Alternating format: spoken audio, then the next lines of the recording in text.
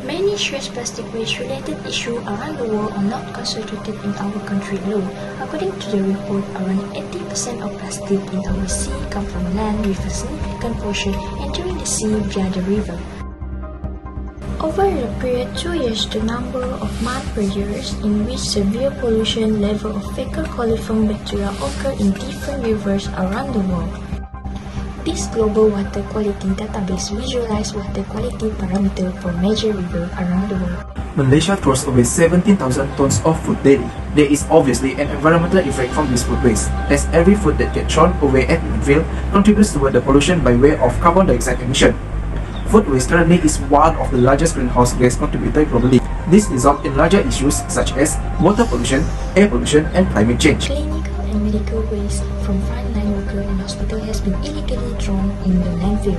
Clinical and medical waste such as physical masks, PPE, isolation gown, and syringes has been disposed with hazardous materials since the COVID-19 pandemic. As a result, the amount of solid waste from medical procedure that is made out of plastic continues to rise. Source of drinking water in Selangor, Sungai Langat is facing the similar problem as Sungai Kim Kim in Johor, with the increase of water pressure from the increasing population and demand arising from the development and industrialization. Therefore, the need of clean water is high, and due to water pollution in the river, this caused a lot of issues. The water pollution in Sungai Langat was caused by the effluents from the factories and heavy metal pollution. This may contaminate the river life and posing threat to domestic needs. One factory at Perlis gets a stop work order because of river pollution. Sungai Wulang was found to be polluted as hundreds of dead fish floating in the river. Pollution in the river was a recurring incident, reportedly due to the effluent discharge from nearby industrial areas. In order to safeguard the rivers, the industries should always comply with measures prescribed. The authorities have set the criteria that the industries should comply with so that the discharge of effluents is better controlled to preserve rivers. The Ganges River is suffering from pollution due to the absence of wastewater treatment plants, disposal of cremated ashes, and deceased bodies.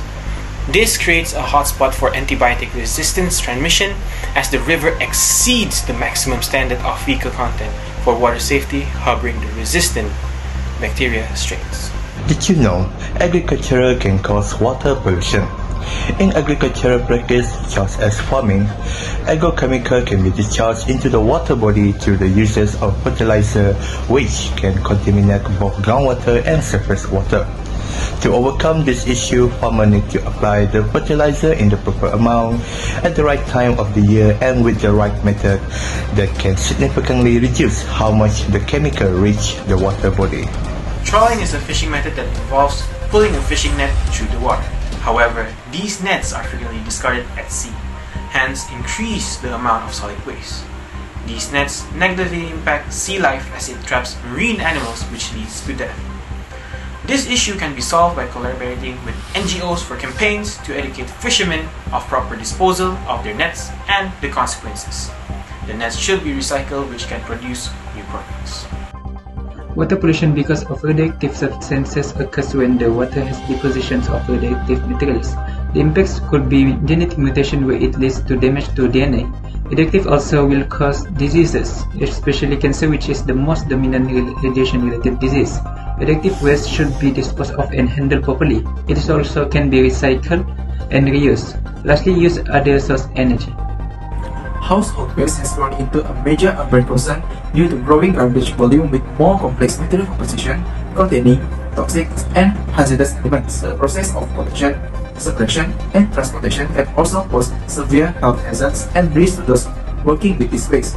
To solve this problem, what we can do are such as: first, to introduce proper incentives or subsidies to promote safe door-to-door collection of household waste. Second, to promote continuous educational programs to create awareness about clean and safe separation of household waste and the recyclability of certain material contained in household waste. And third, to implement risk prevention programs, continuous workers' health monitoring, and research on educational activities from local to national levels.